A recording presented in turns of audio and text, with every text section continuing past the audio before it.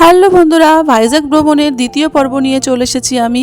আজকে আমাদের উদ্দেশ্য ছিল আরাকু ভ্যালি, কিন্তু যাওয়ার জন্য যে ট্রেনের টিকিটটা কেটেছিলাম সেটা একদম বৃথা হয়ে গেল, কারণ ট্রেন মিস করে গেছি।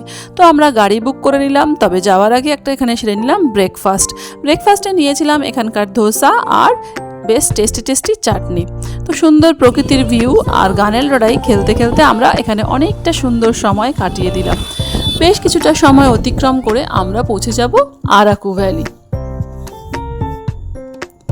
এখানে প্রথমেই চলে গেলাম কফি মিউজিয়াম। জন প্রতি 20 টাকা আর বাচ্চাদের জন্য 10 টাকা টিকিট কেটে আমরা ভেতরে চলে যাচ্ছি। খুব সুন্দর জায়গা, যেখানে থেকে তোমরা বাড়ির জন্য কফি কিনে আনতে পারো, ডাস্ট কফিও আনতে পারো, বীজও আনতে পারো। বীজ থেকে পরে মিক্সিতে কিন্তু ডাস্টও বানিয়ে নেওয়া যায়। তো ঢোকার মুখেই দেখতে পেলাম খুব সুন্দরভাবে সাজানো একটা জায়গা, এবং শুনলাম এখানে যে টেবিলগুলো সেগুলো কিন্তু পুরানো সেলাই মেশিন দিয়ে তৈরি। আর এই দেখো বাদিকে দেখতে পাচ্ছ পিকচার্সগুলো, এগুলো হচ্ছে কফি বীজ থেকে কিভাবে ডাস্ট কফি পাওয়া যায় এবং আদিবাসী মহিলারা কিভাবে সেগুলো সংগ্রহ করেন তার ছবি। এই দেখো দেখতে পাচ্ছ ছোট ছোট কফি। হ্যাঁ, আর পিছনে দেখো দামশা মাদলের মিউজিক হচ্ছে, এখানকার আদিবাসী মানুষদের বিখ্যাত সঙ্গীত এটা। আর এখানে আমি কফির দামও দেখিয়ে দিচ্ছি। আমরা এখান থেকে ক্যাফেচিনো ট্রাই করেছিলাম।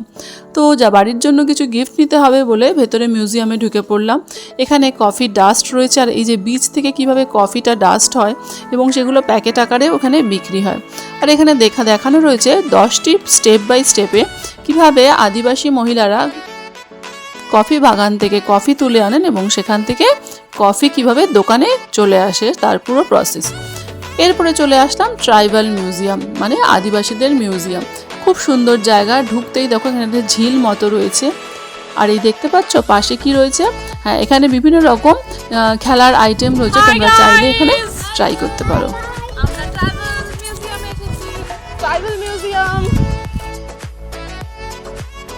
দুপাশে সুন্দর গাছপালা আর মধ্যখানে ইটের বাঁধানো রাস্তা তৈরি করা হয়েছে, তার মধ্যে দিয়ে আমরা এগিয়ে যাচ্ছি।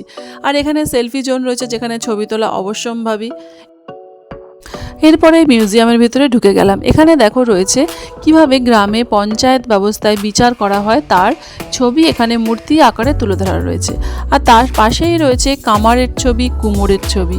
এখান থেকে বেরিয়ে আমরা আস্তে আস্তে চলে যাব একটা গোলাকৃতি বাড়ি রয়েছে তার মধ্যে। হ্যাঁ, সেখানেও আদিবাসীদের জীবনযাত্রা খুব সুন্দর করে বর্ণনা করা ছিল।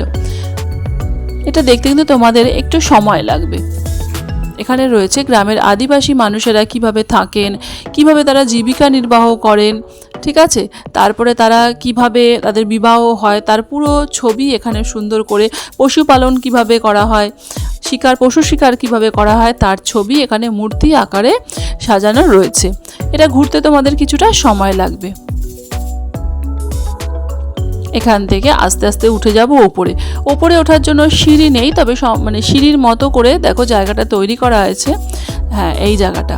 এরপর আমরা চলে যাচ্ছি ওপরে আস্তে আস্তে, আর উঠেই দেখতে পারবো সুন্দর করে সারিবদ্ধভাবে রয়েছে জানালাগুলো, আর তার পাশে রয়েছে সেই আদিবাসীদের জীবনযাত্রা।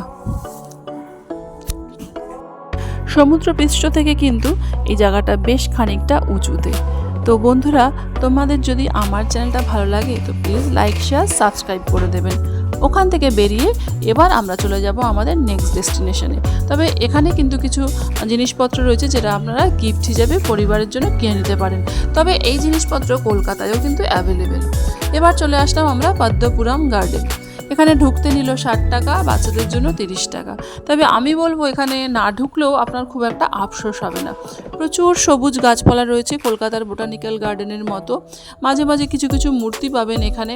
তবে এখানে সময় নষ্ট না করে যদি এর পরবর্তীতে যে ডেস্টিনেশন রয়েছে, যেটা মূল আকর্ষণীয় বোরা কেভ, আপনারা সেখানে চলে যেতে পারেন। তবে এখানে এটা রয়েছে, একবার দেখিয়ে দিই। এখানে সব ন্যাশনাল জিনিসপত্র রয়েছে। হ্যাঁ, এই চলে আসছি আমরা আস্তে আস্তে বোরা কেভের কাছে। যদি আমরা ট্রেনে করে তবে অনেকগুলো টানেল অতিক্রম করতে হলো, কিন্তু যাবার পথে এই জিনিসগুলোও কিন্তু মিস করে যেতাম, তাই না? দেখো, এটা হলো একটা ভিউ পয়েন্ট, ওরাকু ভিউ পয়েন্ট। খুব সুন্দর জায়গা, পাহাড়ের অনেক উচ্চতায়। চলে আসলাম বোরা কেভ। খুব সুন্দর একটা জায়গা, যেটা কিনা না দেখলে তোমরা বিশ্বাসই করতে পারবে না।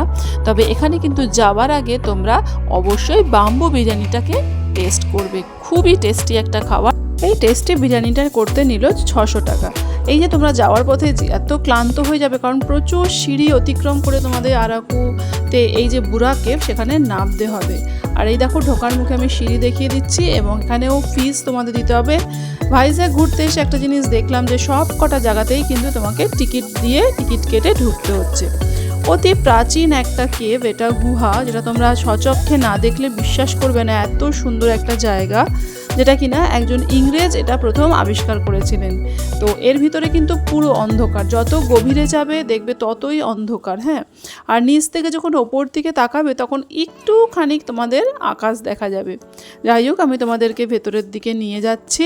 তবে যাদের কোমরে এবং পায়ে ব্যথা তারা সে সমস্ত মানুষরা এই ভিতরে না যাওয়াই ভালো, কারণ তাদের শারীরিক একটা অত্যন্ত অনেক পরিশ্রম হবে। ঢোকার মুখে দেখো যেতে যেতে দেখবে তোমরা একটা এত সরু প্যাসেজ আছে যেখানে ঝুঁকে গিয়ে তবে ওপারে যেতে হবে, মোটা মানুষেরা কিন্তু যেতে পারবে না।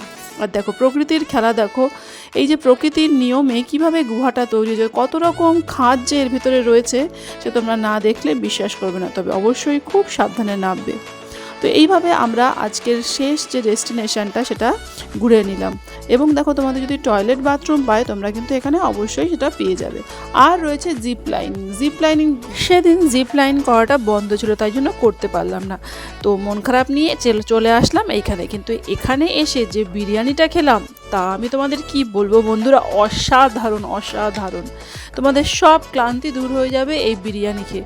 আর বিরিয়ানির সাথে একটা সাদা মতো কি দিয়েছিল, যদিও আমার সেটা ভালো লাগেনি। এরপরে চলে যাচ্ছি আমরা কাটিকা ফলস দেখতে, যদিও 6টার পরে সেটা বন্ধ হয়ে যায়, সেই জন্য এই জায়গাটায় আমার হাজব্যান্ড আর আমার ছেলে যায়নি, কিন্তু আমরা বাকি 3 জন এখানে গেছিলাম। এবং যাওয়ার সময় তোমার গাড়ি ছেড়ে এখানে আরেকটা গাড়ি বুক করে নিতে হবে। তো কেউ যেতে সেদিন রাজি হচ্ছিল না, অনেক জোর জবরদস্তি করে আমরা একটা গাড়িওয়ালাকে বুক করলাম ডবল ভাড়া দিয়ে। ঠিক আছে, 200 টাকার জায়গায় তাকে 400 টাকা করে দেওয়া হলো। তারপর সে কিছুটা নামিয়ে দিল এবং তারপর থেকে আমাদের হেঁটে হেঁটে যেতে হচ্ছে। দেখো আমি তোমাদের দেখাচ্ছি, অন্ধকারও নেমে আসছে, জঙ্গলের মধ্যে দিয়ে ছিল এই রাস্তাটা। আমি এতটাই ক্লান্ত হয়ে গেছিলাম যে আমি ভাবতেই পারছিলাম না যে আমি ওখানে পৌঁছতে পারবো। শুধুমাত্র আমার এই বন্ধুদের জন্যই আমি ওখানে পৌঁছতে পারলাম। কাটিকা ওয়াটারফলস। তবে এত দূর আসার পর যখন দেখলাম ওয়াটারফলসটা এইটুখানি, এর জন্য এত কষ্ট করতে হলো, তখন মনে হলো কেন আসলাম। যাই হোক, এই আমাদের আজকে শেষ গন্তব্যস্থল। তো তোমরা আমার চ্যানেলটা ফলো করো, আমি পরবর্তীতে ভিডিওতে নিয়ে আসবো লাস্ট দিন আমরা ভাইজ্যাগে কোথায় গেলাম, কি করলাম, আর আজকে কত কি খরচ হলো সেটা আমার ডেসক্রিপশন বক্সে দেখে নিও। আসার পথে দেখো এখানে দেখাচ্ছে এখানে একটা টানেল তৈরির কাজ হচ্ছে, আর পাশ দিয়েই চলে গেছে একটা রেলের লাইন। তো এই পথটা পুরো কিন্তু আমরা 3 জন একাই এসেছি। আর আমাদের সাথে যে গাড়িটা এসেছিলো সেটা কিন্তু জঙ্গলের বাইরে একটু দূরে দাঁড়ানো ছিল। এতটা পথ আমাদের আসতে হয়েছে কারণ এখানে নাকি সন্ধ্যের দিকে ভালুক নামে। তো যাই হোক, একটা রোমাঞ্চকর আমাদের ট্রেকিং হলো। খুব ছোট্ট একটা ট্রেকিং, কিন্তু বেশ কী হবে একটা ভাব, যেটা কিন্তু আমাদের এই ঘোরার আনন্দটাকে আরও 2 গুণ বাড়িয়ে দিল। ওই দেখতে পাচ্ছ আমাদের গাড়ি, হ্যাঁ এই গাড়ি করেই আমরা চলে যাব সেইখানে যেখান থেকে আমরা এই গাড়িটা বুক করেছিলাম। তারপর সেই গাড়ি নিয়ে চলে যাব কোথায়, আমাদের সোনার বাংলা গেস্ট হাউস। তবে এই যে জার্নি, এতে কিন্তু বেশ খানিকটা সময় লাগে, প্রায় 3 ঘন্টা। এর পরের ভিডিওতে আমি নিয়ে আসবো যে লাস্ট দিন আমরা কোথায় ঘুরলাম, কি করলাম। ততদিন পর্যন্ত বাই।